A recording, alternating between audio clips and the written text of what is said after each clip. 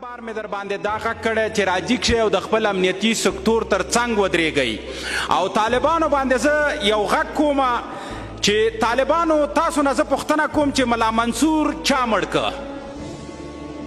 د طالبانو مشران په پاکستان کې چې هغه زندانیان ول چا شکنجه کړه او چا مړ کړل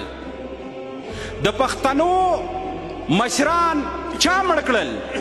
دا پاکستان مړ کړل او په آخر کې عثمان کاکړ چا شهید که اے طالبانو راځئ تاسو زموږ ورونه استئ اوس هم درته وایو چې راځئ یو ځای شئ او زه د افغانستان او د پاکستان هغه اړه د کرښې هغه اړه په پښتنو باندې او دغه اړه د ټول افغانستان په ولسونو باندې غږ کوم چې راځئ ټول بسیج شئ او په یو غږ باندې د پاکستان په ضد جهاد اعلان وکئ پاکستان هغه مکار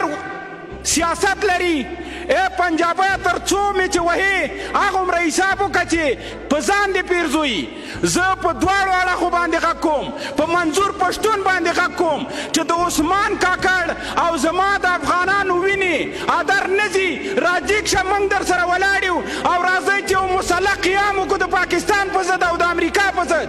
تر کله پورې چې افغانانو اے طالبانو چې راځئ ولې موږ یو بل سره وژنو راځئ چې خپل اساسي دشمن پاکستان ووژنو چې یا موږ د دې نړۍ نه ختم کی او یا پاکستان ختم کو افغانانو یو ځل بیا در باندې د ملي قیام غږ کوم چې راجیګ شئ او د پاکستان په ضد او د امریکا په ضد نن چې کومې لوبې روانې کړي په افغانستان کې دا پاکستان روانې کړي او د امریکایانو روانې کړي جناب رئیس صاحب په تا باندې مې غږ دی په رئیس صاحب جمهور باندې مې غږ دی په رئیس د امنیت ملي باندې مې غږ دی چې د پاکستان مزدوران چې په کابل کې دي که په افغانستان کې دي ډېر زر دې ولس ته وښیي هر څوک چې د هغوی مزدور وي ولس ته دې پرېږدي چې ولس یې کور سنګسار کړي او دا تباه او برباد کړي افغانانو راجیګ شئ د ملي قیام ورځ ده وکیل صاحبانو په خوله وایو راځئ زه حاضره یم ننګرهار ته چې لاړ شو د ننګرهار نه